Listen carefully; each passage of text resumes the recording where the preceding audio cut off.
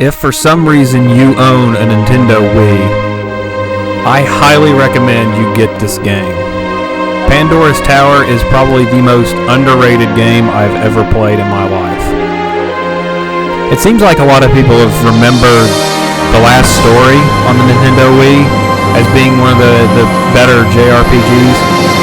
No one ever seemed to bring up Pandora's Tower. Very, very disappointing, seeing as how this is my favorite game on the Nintendo Wii. Not that that's saying a whole lot, but we do have Skyward Sword on this thing. That's a really good game too. But this is honestly my favorite video game on the Wii. This girl, if you don't act to help her, she won't be human much longer.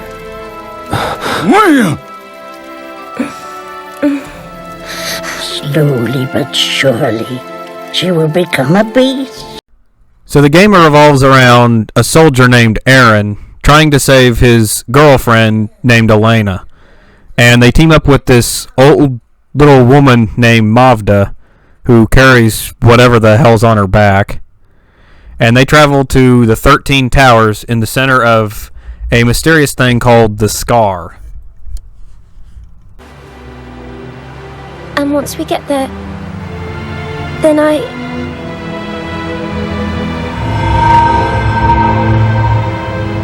Come, let's not tarry here. Elena is affected by a curse that is turning her into a monster. And they're also being hunted down by an army that Aaron used to fight for. You needed to get hold of all that beast flesh. The flesh is for a ceremony, you see, to get her back to her old self. So Aaron must travel into the 13 Towers and get all what is called the Master Flesh and feed it to Elena to turn her back into her regular self. The gameplay is really simple in this game. It's kind of really close to Zelda. Like, you slash with your sword, you can block, you can dodge. You can also use your chain, which deals a ton of damage to enemies, and it can also pull items from dead enemies.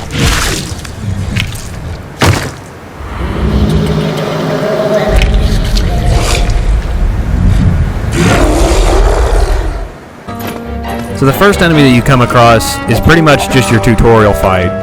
It's pretty simple to learn all the combat, block and dodge, and once you deal enough damage to the boy, he falls, and whenever they fall, they turn red, which means that you can use your chain to pull their flesh.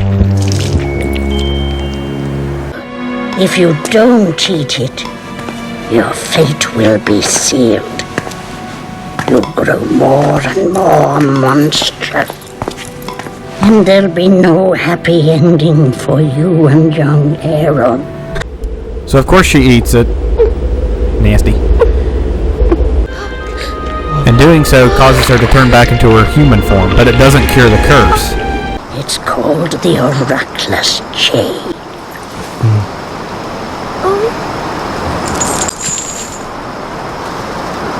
And now to take just a little of Elena's lovely hair.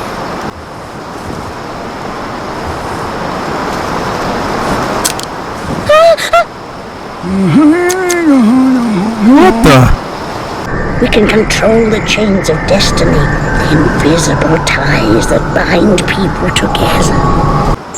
Now, wherever you go, you will always be connected to Elena.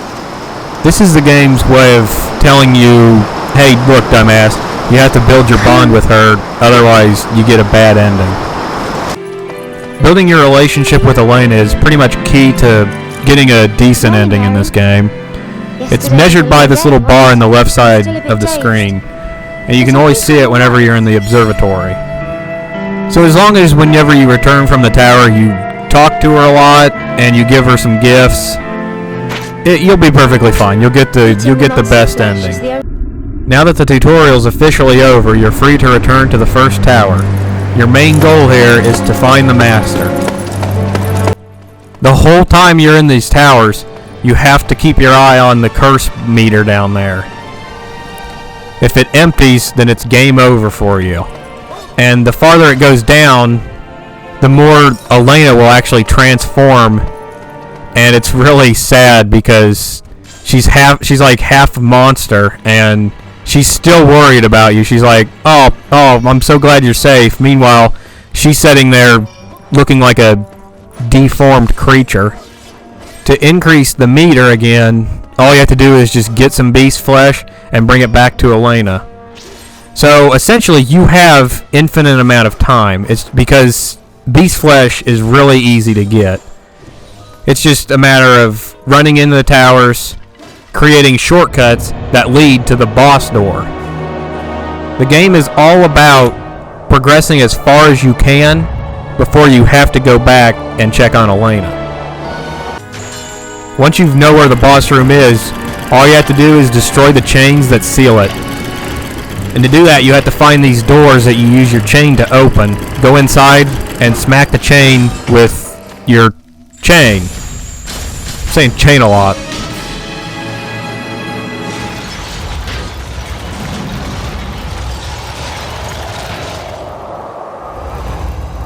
Once all the chains are removed from the door, you can officially go fight the master. When you're ready. I recommend doing it while your meter's at least more than 25% depleted, because that meter decreases even while you're in a boss fight. So, return to Elena. Hell, even give her a few gifts. It's such a warm light, don't you think? Huh? Thank you. This'll add some cheer to the evenings. Then give her some of that nasty-ass flesh. Thank you, Aaron. And once you think you're ready, go ahead and go back and fight the master.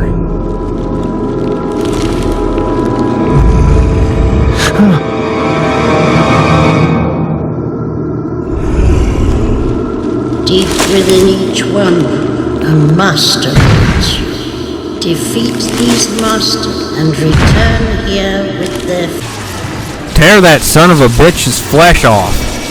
Seriously, their only weak points are their fleshy part.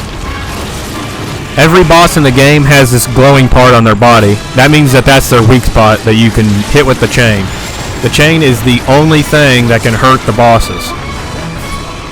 And you can hit them with the chain, then you can grind the chain to build up its energy, and then you can tear the chain to deal a ton of damage once it's fully charged. Once you reduce the master's health to nothing, you're free to yank on the weak spot and pull its master flesh out. Return to Elena and give her that master flesh, which she has to eat. Grody. It's much better to just give her regular gifts that she really likes. Her reactions are always great. I'm sure I've seen this somewhere before. I remember now. I used to wear something like this in the village, back when we first met. So once you get the hang of it, all you have to do is just do that about 12 more times in every tower, and that's pretty much the whole game. Aside from the last two towers, then you have to fight the masters at the same time. So technically it's only 11 more times, I guess. There's 5 endings in the game, not counting a bad ending, which is technically just a game over. And it all depends on how that affinity meter looks by the time you get to a certain tower. If it looks like a double helix, then you're good to go. You've got the best ending in the game. There's only 3 main characters, 4 if you want to count that old man. But Mavda's one of the more interesting characters. She's shrouded in mystery throughout pretty much the whole game, and you really only learn who she really is if you get the best ending. All you really know about her is that she belongs to a tribe of people called the Vestra, and she's married to that old dude on her back, apparently. Aaron is kind of the whole soft-spoken hero archetype. He really does not talk a whole lot in this game. He does have a fairly interesting backstory, though. Where I come from.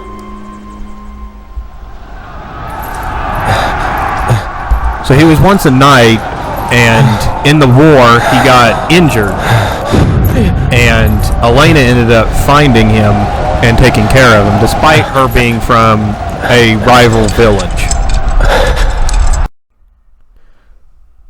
Now, Elena is, without a doubt, the best character in the entire game.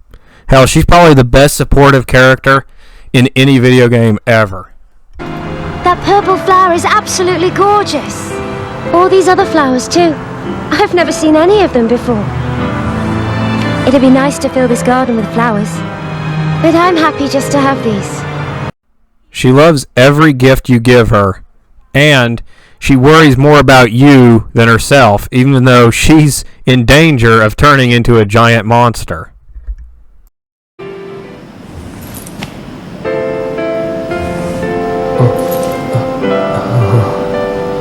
If we could just stay like this forever.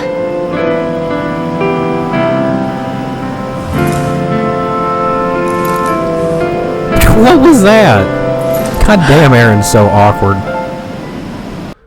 Now, Elena's also a singer, which is probably about the best reason to segue into this game's music.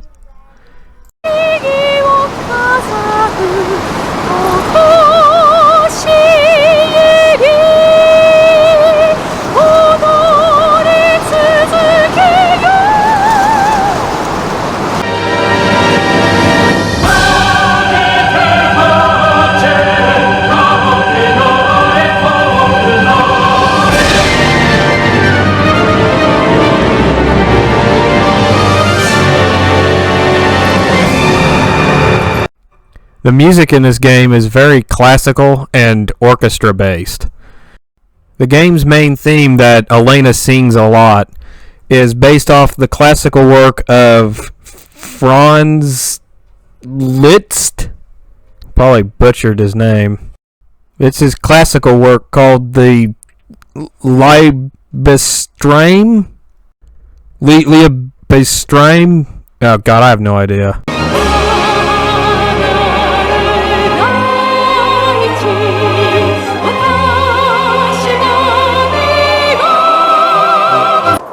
I'll go ahead and give one major spoiler warning right here because I'm going to give away the whole final boss. I'm not really going to give any context as to what the boss is, but even if you get the best ending in the game, after you give Elena the last 2 Master Fleshes, she'll turn into a monster and you'll have to go to the central tower to get her back.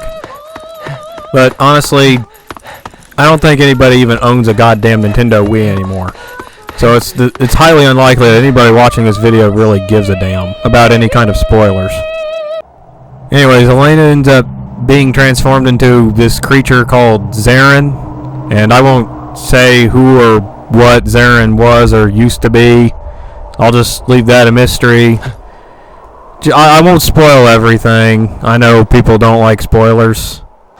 So the final boss fight itself isn't really that difficult. It's a fairly long boss fight just because she has 6 health bars, because she has 6 different weak points. Each of them have their own kind of element to them. So whenever she attacks, depending on what Master Flesh she's using will depend on the element that the attack is, like fire or rock or something like that. That's all well and good. It's a fine final boss fight, but the main reason I wanted to talk about it is just the music.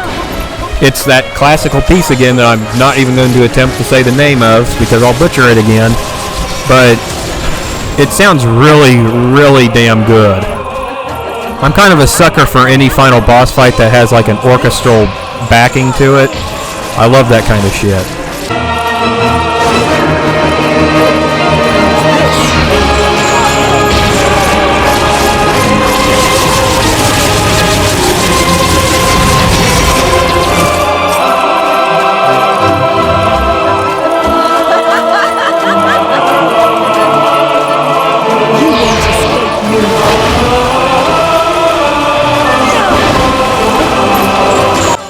God damn, I just think that sounds incredible.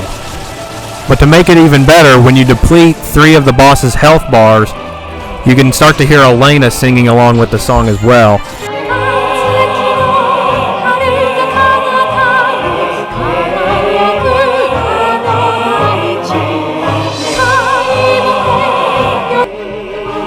So, if you just so happen to still own a Nintendo Wii and you're wanting to play it again for whatever reason, go ahead and get yourself Pandora's Tower and give it a shot. It's a damn good game, and in my opinion, it's the best game on the Wii.